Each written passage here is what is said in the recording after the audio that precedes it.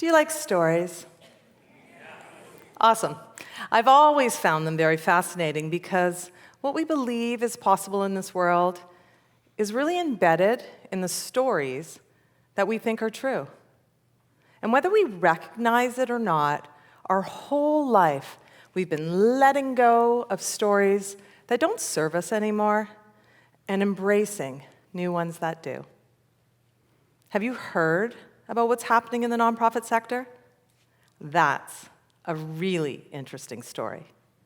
And the best part, when we embrace that narrative, I believe we can easily and automatically redesign the economy to make sense for today's world and let go of its tired, old tale. You know the one. We've been told it over and over again, that the economy must only focus on maximizing profits because that is the way we will benefit the majority of people.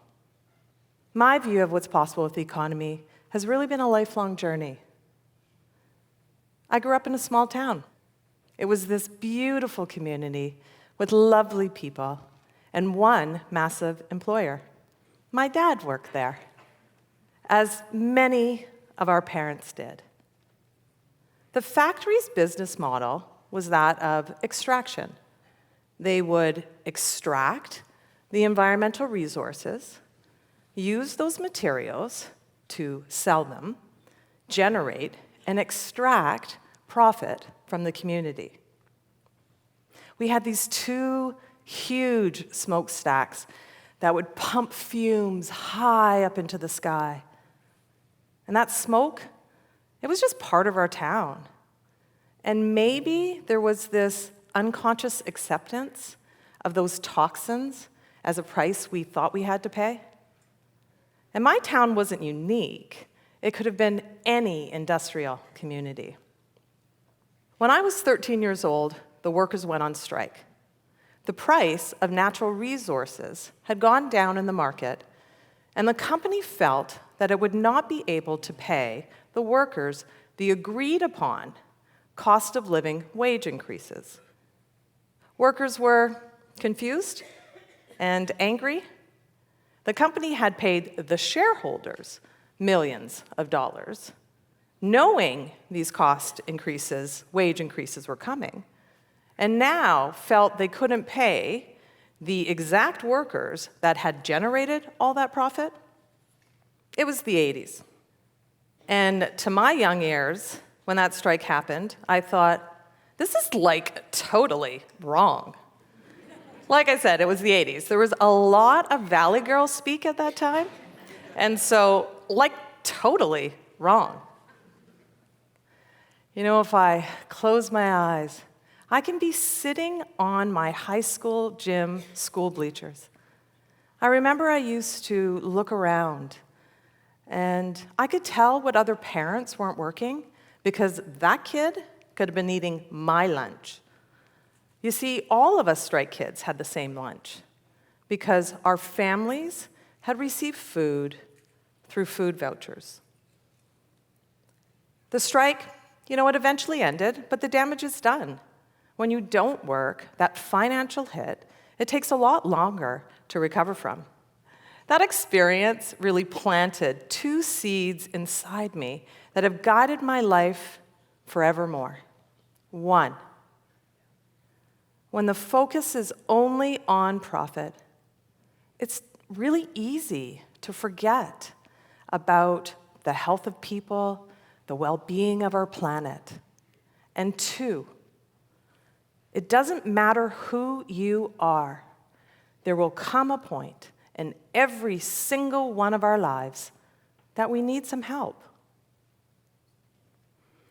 I love puzzles, and figuring out this puzzle has really, changed my life because I began to wonder, what was the new story for the economy?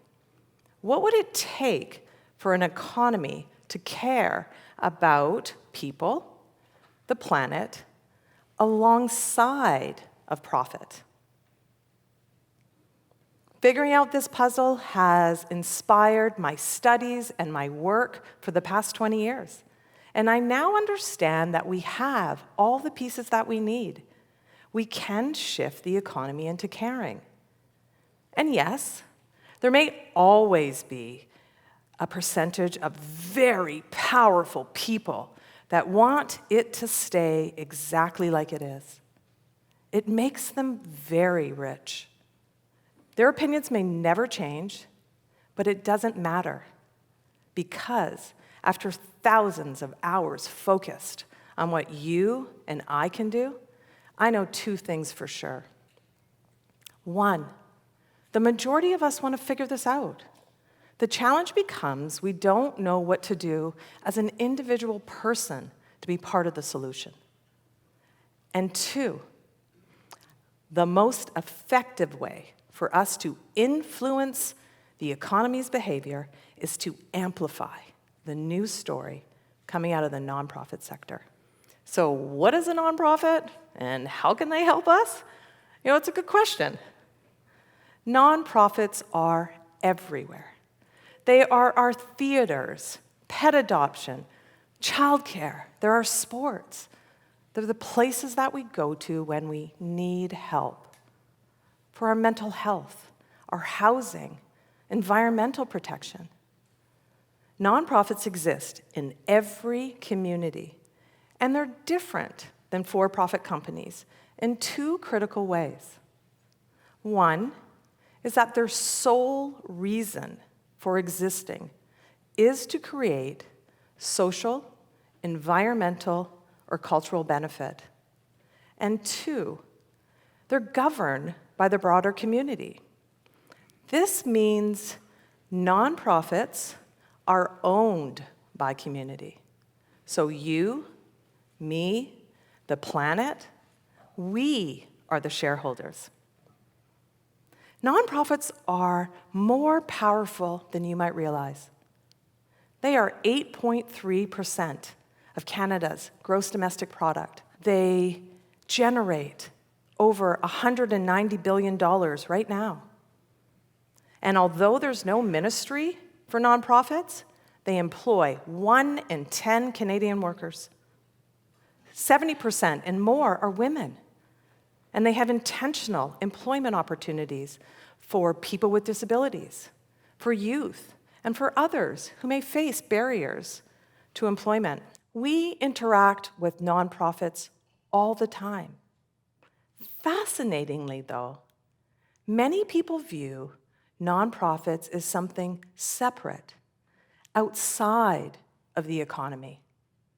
It's like we make money here and we do good over here. But if you think about it, everything is interconnected. Parents, they need daycares and after-school cares to work. And we've seen it when festivals and theaters, when they flourish, hotels and restaurants do fantastic. Nonprofits are critical in creating vibrancy in our cities. At the same time, they rise to the occasion and solve today's most complex challenges, like climate change and poverty. And yet, there's still this stale old story about nonprofits, about what they are and what they can do. They're mainly volunteer-run. They exist by handouts, unsophisticated organizations. Their operating model is they have to rely on funding and donations. And they can't, and definitely should not, earn profit. And staff should be paid low because, that's the trade-off you make if you want to do good in the world, because the organization needs those resources to be able to do its work. And it is okay if that is the story you've been told and that you believed up until today, because you are here listening, because you are curious about the ideas that are changing the world. And that is huge. There's even some people inside the nonprofit sector that believe this old story. And those who govern them, their board of directors, they can perpetuate this without even meaning to, because they just don't realize that fundraising and volunteering, it's just not enough anymore.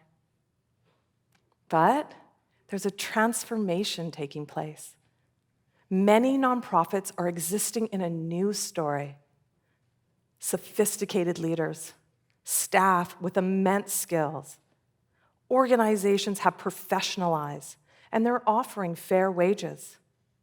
And it is becoming more common for organizations to complement those funding and donations through different revenue streams, like earned income or purchasing an asset. For 5 years, I was an executive director of the community center. When I first got hired, I looked at the financials, and I was shocked. Expenses were way higher than funding. Grants were good for 1 year, and many, they didn't even help pay for staff, let alone new computers. So the organization was stuck on this constant cycle of trying to figure out its funding to be able to do its work next year. Thankfully, I was blessed with a board of directors that was open to thinking and acting in new ways. We decided we wanted to obtain a second facility as a community asset, a tool that would enable us to generate revenue that the center could direct. And because we were a nonprofit, it wasn't one CEO that made that decision. The organization, the board of directors, and the community had to agree for the center to be able to obtain that mortgage. And then they collaborated to make it happen. With that second facility and that new way of thinking, the center's budget went from $600,000 to $1.2 million. The organization stabilized. Employees got paid properly. And we used the additional resources differently. We didn't extract those profits from community. Instead, we used them to increase services and programs, which meant we increased our social and environmental positive impact. Profits stayed within the community we served. Most of us understand that nonprofits bring positive impact, but their value is so much greater than many of us realize. When nonprofits are well-resourced, that additional dollars flowing in our economy is directed straight to social, environmental, and cultural benefit. There's more resources, more jobs are created, tackling today's most complex challenges. Vibrancy flourishes in our cities because their services and programs support people and business to thrive. Profits move in the community. With those dollars, with those increased money flowing in our economy, intentionally directed towards positive impact, we start to be able to influence what's at the core of the economy. Profits are important. The question becomes, profits for who and profits for what? And hey, I am the first to admit that nonprofits have a serious branding issue. Like, really. The word nonprofit is misleading. And I don't know about you, but it doesn't evoke excitement until you remember that nonprofit means not for profit. The focus is not earning profit for the sake of it. The focus is on using it to increase positive benefit and impact. If we acknowledge that the current economic system is not creating prosperity for all and can often harm, we can choose to strengthen the nonprofit sector. And when we do that, nonprofits take up more space in the economy, and they have more influence in the economy. And that will go a long way in solving the problem. And the great news is, we don't need a particular government. We don't need permission. This is actually what we as individuals can do to solve this. This change is up to us. And it's easier than you might think. I've got 6 ideas. Depending on how you interact with the nonprofit, or even if you do, what your job might be today and in the future. See where you might fit in. So let's say you are part of a board of directors. Be open and encourage new revenue approaches. If you are an executive director or staff, know that you can shift your organization. There are programs to support you. You can diversify and you can thrive. If you're funders, support organizations to transform. Offer unrestricted funding. Remove overhead limits. Let's say you're a donor. When you donate, make it flexible and trust. Let's say you're in business. What about if you partner with a nonprofit? You can amplify their positive impact while you access new networks and potential customers. And if you're in government, support capacity building, incubator, and accelerator programs, just like you do for business. The steps are easy, but together, when they piece together, they will have a massive shift. When we value nonprofits, we create a pathway into the core of the economy. We expand it, and we place automatically people, the planet, alongside of profit.